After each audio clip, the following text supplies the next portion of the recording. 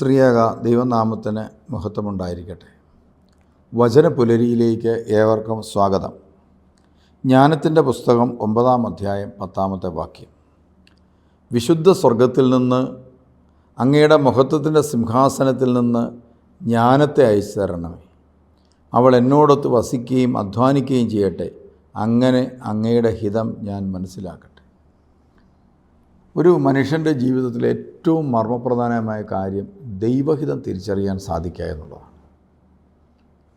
ഓരോ കാര്യത്തിലുമുള്ള ദൈവത്തിൻ്റെ ഇഷ്ടം എന്താണ്, ദൈവം ഇതിനെക്കുറിച്ച് എന്താണ് ആഗ്രഹിക്കുന്നത് എന്ന് മനസ്സിലാക്കാൻ സാധിക്കുക എന്നുള്ളത് വളരെ മർമ്മപ്രധാനമായ കാര്യമാണ്.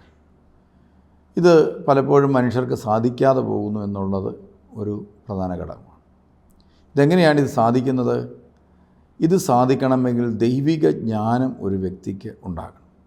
ദൈവിക ജ്ഞാനം ഒരു വ്യക്തിക്ക് ലഭിച്ചു കഴിഞ്ഞാൽ ദൈവത്തിൻ്റെ കണ്ണുകൊണ്ട് ആ കാര്യങ്ങളെ നോക്കിക്കാണുവാനായിട്ട് ആ വ്യക്തിക്ക് സാധിക്കും. പരിശുദ്ധാത്മാവിൻ്റെ ഒരു ദാനമാണ് ദൈവിക ജ്ഞാനം.